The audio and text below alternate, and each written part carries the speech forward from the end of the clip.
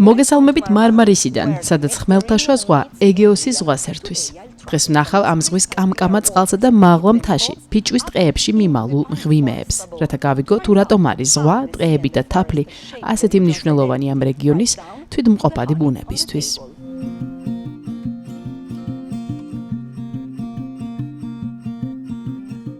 ჩვენ თურქეთის სამხრეთ აღმოსავლეთით მდებარე თურქულ რივიერაზე ვიმყოფებით.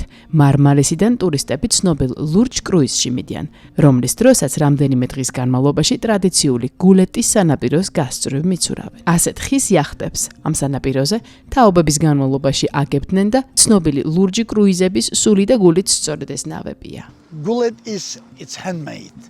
გულეთს ხელით აგებენ. ის ძალიან გამძლეა და ექსპლუატაციის ხანგრძლივი ვადა აქვს. მაგალითად, ეს ნავი 1993 წელს ააგეს და ახლაც კარგი და ძალიან მყარია. ვინ იცის კიდევ რამდენ ხანს ივარგებს. ამ სანაპირო ზოლის გასწვრივ ცურვაც სასიამოვნოა და ახალი ადგილების დათვალიერებაც. თითოეულ გაჩერებაზე განტვირთვისა და დასვენების დროც გვაქვს. ნავით ცურვა ნამდვილი ცხონება, საკუთარ თავთან ხარ განმარტოვებული და ამით ტკბები. ხვდები რა კარგია სიცოცხლე, სიცოცხლე მშვენიერია, განსაკუთრებით გულეტი თუ მიცურავ. ამ სანაპირო ზოლში მოგზაურობის დროს წარსული მუდამ თანხდებს. ანტიკური ამოსის უძველესი ნანგრევები ისევ ისე გადმოჰყურებს ზღვისპირეთის თვალწარმტაც პეიზაჟს და ხიბლავს მნახველებს, როგორც მრავალ თაობას ხიბლავდა. მთის გადაღმა მდებარე კუმლუბიუკის ყურე შესანიშნავი ადგილია, სადაც შეგიძლია ნავიდან ჩამოხვიდე და პირდაპირ წყალში ჩახდე. აქ ზღვა მშვიდია და სუფთა, რის გამოც აქაურობა ამ სანაპირო ზოლში ერთ-ერთი საუკეთესო ადგილია ყვინთვისთვის. მნიშვნელობა არ აქვს წყალზე რამდენი დღე იცურებ. თუ მხოლოდ რამდენიმე საათი ლურჯი კრუიზის დროს ბუნებაში ბრუნდები და ცხოვრების ჩვეულებრივი რუტინა სადღაც შორს რჩება.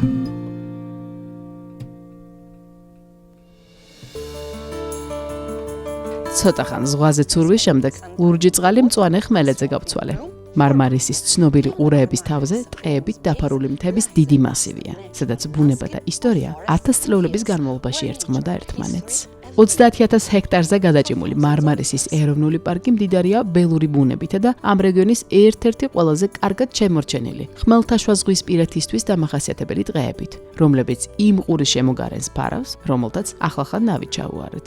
აქ ჯენიტის ნახევარკუნძულზე, ფიჭვის ტყეებში გაკვალულ ბილიკებს ამ რეგიონის ერთ-ერთი ყველაზე ღირსშესანიშნავი ადგილისკენ, ნიმარას მღვიმისკენ მივყავართ.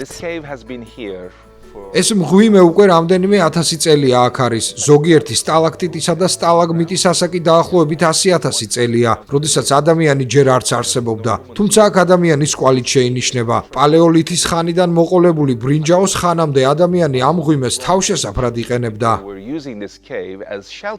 მაშინ, როცა ნიმარას მღვიმე ამ რეგიონის ანტიკურ წარსულზე მიანიშნებს, ირგვლივ შემოჯარული ფიჭვის ტყეები მარმარისის თანამედროვე ყოფას განსაზღვრავს. მოდი ვნახოთ როგორ. ეს ტყეები მარმარისის ერთ-ერთი ყველაზე გამორჩეული ტრადიციის, ფიჭვის თაფლის წარმოების შენარჩუნებას უწყობს ხელს. მე ახლა მარმარისის თაფლის სახლში ვიმყოფები. ეს არის ტურისტების ცენტრი, რომელიც ადგილობრივი უნიკალური პროდუქტის დაცვასა და განვითარებას ემსახურება. აქ შეგიძლია გაიგოთ თურქეთის ამ რეგიონისთვის ჩვეული მეფუტკრეობის ხანგრძლივი ტრადიციის ამბავი და არა მხოლოდ ამ რეგიონის. ფიჭვის თაფლი სხვა ტიპის თაფლისგან განსხვავებით ყვავილების ნექტარისგან არ მზადდება. აქ ფუტკარი ფიჭვის ხეების მტვერს იღებს. ამ კარადაში არ არის. ეს სიურპრიზია. სიურპრიზი? ვაიმე. გასაგებია. ეს თაფლი ტყიდან სუფრამდე უჩვეულო გზას გადის. გამორჩეულია მისი გემოც, ფერიც და სისქეც. Fark olarak çam balı çiçek ballarına göre daha ყვავილის თაფლისგან განსხვავებით ფიჭვის თაფლი უფრო მუქი და სქელია, გემოთიც ნაკლებად ტკბილია. az tatlı olarak nitelendirebileceğimiz bir bal türü. მარმარისი ერთ-ერთია იმ ქალაქებს შორის მსოფლიოში, რომლებშიც ფიჭვის თაფლს აწარმოებენ. გლობალურ დონეზე ამ ტიპის თაფლის საერთო მიწოდების 92% თურქეთზე მოდის, რომელშიც ლომის წილი სწორედ ამ რეგიონს მიუძღვის. მარმარისი ლურჯი ზღვისა და იალქნიანი ნავების გამო უყვართ. ჩვენი მოგზაურობის დროს კი აღმოვაჩინეთ ისეთი ადგილები, სადაც რაც არ უნდა გააკეთო, ყოველთვის ბუნებაში ხვდები.